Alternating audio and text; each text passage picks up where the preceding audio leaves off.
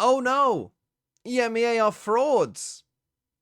Because Gentlemates lost to all gamers. I mean, congratulations. Congratulations to you. Congratulations to me. We won. All of us won. All of the gamers managed to beat Gentlemates. So congratulations. But yes, EMEA on Fraud Watch. And this game was quite strange as well, because if we come to map 1, what you'll see is the first map was a domination. I mean, at this point, me and Shia were counting to see if the rounds could AG, beat MIBR's record from Toronto of winning the fewest amount of rounds in Valorant, history of an international tournament. And they were on for it after this 13-5. If Gentlemates won this next map 13-4 or less, then AG would have that record. But AG won 13-4, and this was kind of a what the hell is going on? But not to worry, because Gentlemates on map 3, on a map that they have shown that they are pretty good at, they're going to find themselves 8-2 up. However, despite the fact that they were 8-2 up at one point in this game, they're going to lose this game 13-8. AG win 11 rounds in a row, and we're going to pick it up here in round number 15. So at this point, AG have won a pistol, lost 8 rounds in a row, and now they're going to go on and win 11 rounds in a row. Okay, and they won these last 2 rounds in the half, and then they've won the pistol in the second round here again in the second half, right? But this is where we're going to pick it up. Round number 15, right? An important round, the anti-bonus round. And the way that Gentlemates lose this round, I think, might have tilted them a little bit. Realize. Got the boom bot. Paint shells to try to clear these angles, but they're trying to just escort forward with that outlaw. Kill is going to be found. Blast pack not taking it very far, but still out towards safety goes Kira. These people just cannot collect anything off the back of that saturate. Now the teleport is going to be taken. Oh, AU1 again lurking forward onto this A site. Starso now they're trying to hold the line. Looking to isolate, but Kira eventually does manage to hound him down, but eats an immense amount of damage. U1 slotting forward, the judge in hand. Swings out, finds another, and suddenly it is just Glyph. Oh, and what a shot! Oh, that is disgusting! So yeah, they essentially lost this round to an Outlaw and a Bucky. Now, you might argue here, if you want to really nitpick on Gentlemates, that Fangir is actually going to shoot multiple bullets here with his Outlaw, right? So he shoots some bullets with the Outlaw. He lets them know that he has an Outlaw. And mates have this double setup here with the Waylay and the Yoru playing aggressive down long. The thing is, though, both of them here have light shields. Right? And again, you might want to nitpick, even as the biggest, light shield believer in the history of Valorant.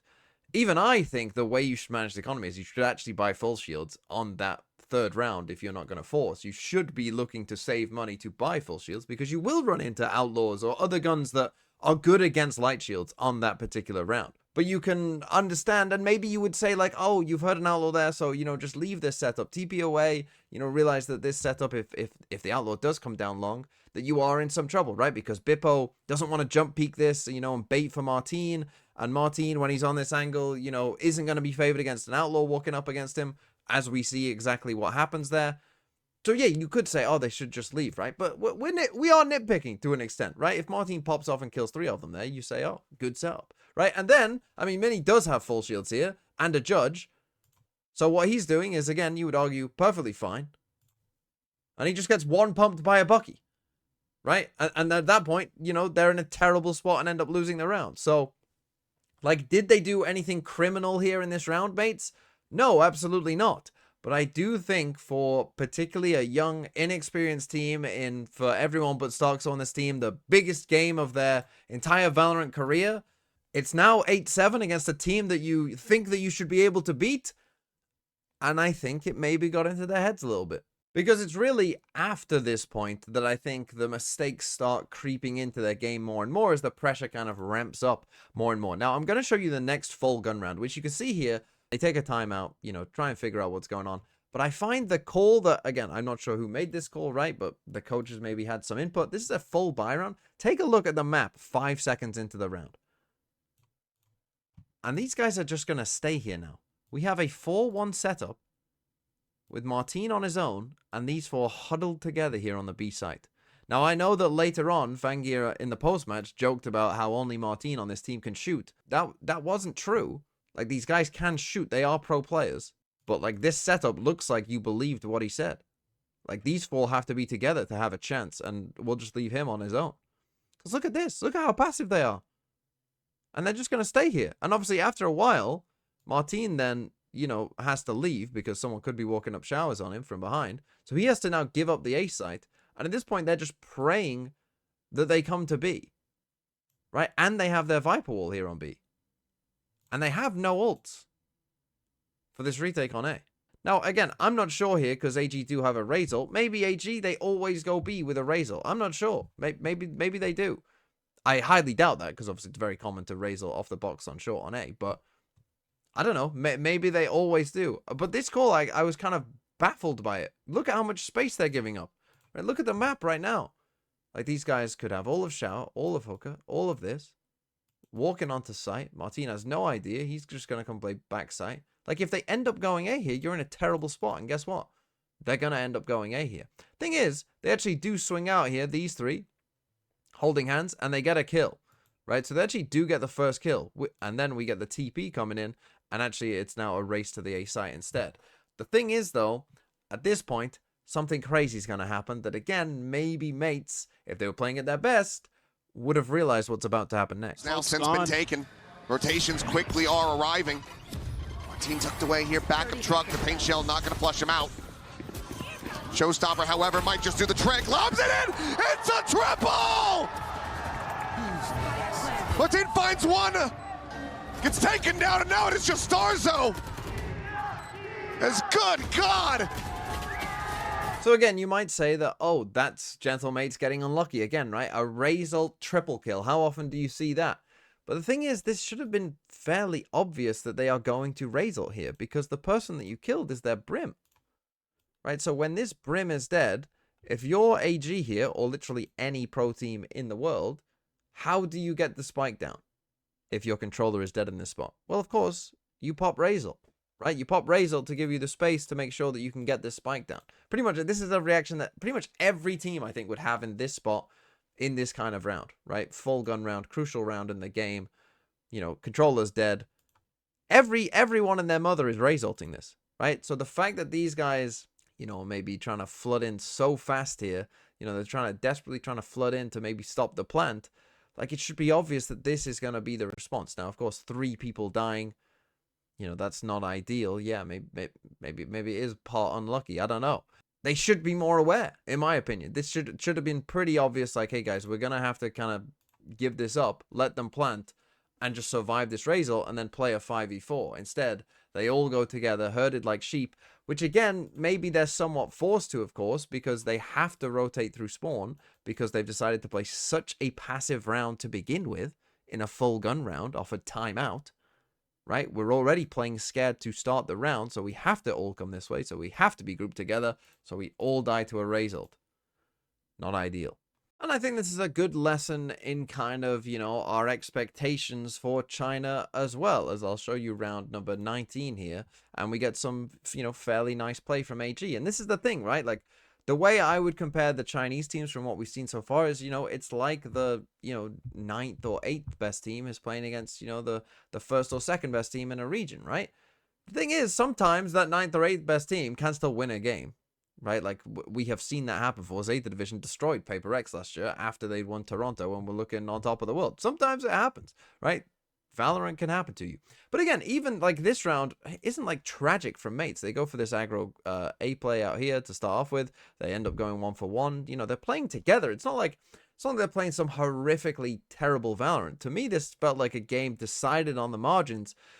And like AG were aiming better, to be honest. You know, that they were aiming better than mates in this game. And, you know, mates were making maybe one crucial mistake each round that would then cost them, right? Like that shot not hitting, right? That's a shot that Martin normally hits. He does actually end up splitting them. I went frame by frame on that one just to check. He does end up hitting exactly in the middle of them. So again, you might say a bit unlucky. But look at this from AG. The flash into the smoke. Kira goes in, gets a shorty kill. Now 4v3. And now again, this is where you get kind of like mates. This is still winnable, right? It's still a 3v4. This is still a winnable round. But take a look at what happens next. Player advantage once again going to be reestablished. ZU1 sat there, swings out, finds the timing to catch Starzo. GRQ watching for this, winning it. So yeah, once they get into this 4v3, as I say, this is still winnable. They've got an Astral, you know, there's multiple ways you could still win this round. But at this point in the round, just take a look at Martin. So Martin has TP'd back right after this flash and the kill and the smoke. Martin TP's out to get out of this spot. We're now in a 4v3. He then thinks about coming forward. He's got an op. He then decides, no, I'm actually going to go back to Heavens. Then, no, I'm going back to you. Actually, no. Stoxo decides to walk out. You know, he doesn't wait for his teammate here to swing this way and then swing off him or anything like that. You know, Martin is now rotating in towards Heaven. He ends up dying to this guy completely on his own. Like, we're on completely different pages there. And that obviously then puts in a spot where, yeah, now we don't really have a chance of winning the round. Okay, now let's come over to round number 20. And this one for me is frustrating because, again, I feel like mates don't really play to the win condition and they play more for kind of their style rather than realizing that they should have just played to the round that they were actually in. So they get this Viper's Pit down short, right? And that's all fine. And now AG are actually going to come and take showers. They do something kind of interesting here that you don't often see, you know, too much, which is they're going to now fatal the Viper, right? So they get to this spot and then they fatal the Viper, which obviously at that point, once he's deafened, you know, yeah, Mini does kind of have to just leave this pit and give it up, essentially. But again, they get the first kill there from Bippo in a random shot through the smoke. So now this is a 5v4, right? They're in a perfectly fine position. Okay, their pit has dropped, but that's fine. And now we're going to get a Viper's Pit here coming back from AG. The thing is, though, we've got two ults here. We got the Yoru, we got the Astra ult. Let's take a look at what Gentlemates decide to do. So just traded positions. The question is, what do you do if your mates? Dimensional drift is there. Feels like you absolutely have to invest this. Martin swaps over the weaponry, starts on now with that operator, gets himself the Bulldog, chases forward, spots out the two players. A saturate lobbed in, his beetle goes up and over the top, but he does get gunned down. Martin on the exit, able to find Fengir, but Vinny now eliminated as well. Shrimp finds Glyph. The player advantage once again in the hands of AG, but Martin still fighting. Still fighting for this win. But GRQ out. Okay, so this one is a little tragic for me because mates, they are known for this Yoru Astral combo, right? And they do get a kill from it here as well. But what I can't understand is, like, sometimes you just got to play the round that you're in, right? What is your opponent's win condition in a 4v5 here? Well, their win condition is the Viper's Pit, right? That's how they're going to win this round. So don't bother with this, like, little Astral, like, little combo, gonna go in this corner and all that. Like, what should be happening here is the rest of the team should all be here, you know, and taking this space here, and then just finding the Viper, and then just killing said Viper, right? You've also got the Waylay stuff, so if this Viper is tucked around this corner, you know, the goal should be, well, get the Saturate in here on them, you know, and then just, well, they can't move, so they should die. If the Viper is anywhere else in this pit, you should just be able to spam them, right? So you have good options, no matter what this Viper does. But instead, they see the Viper. The Viper then runs into a spot where, again, is spammable. Like, we should have, like, multiple players here now, you know, spamming off this Yoru information. Instead, they don't.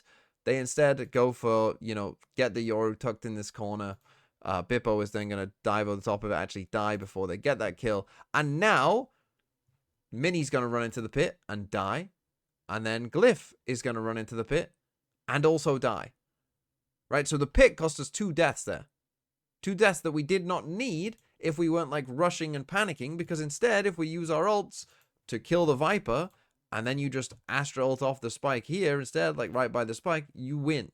The round is over if you kill the Viper and then you Astra ult like that. Yeah, I get it. You combo Astra and Yoru ults together. It's pretty, it's nice, it's cool, whatever. But sometimes there's a Viper's Pit in your face, and you just gotta get rid of the Viper. And then the comeback was complete from AG in round number 21, and EMEA was cemented as frauds. Who need this round win, who need 4 in a row, where they will be going home. Pain Shell over towards backside, right over the top there towards Mini. Some damage gonna be suffered, but minor at the very least. Starzo, Spam just whittling away, but Kira uncleared. Does manage to find the kill. Mini now gonna be taken down. One reveal onto one Fengir, sneaking in around the back, and Martin is dead to rights. Bippo gone, Glyph, the last one standing, just a judge in hand. Where were you when all gamers qualified to their first international? When they were on the brink of elimination? And when they eliminated the second seed from EMEA,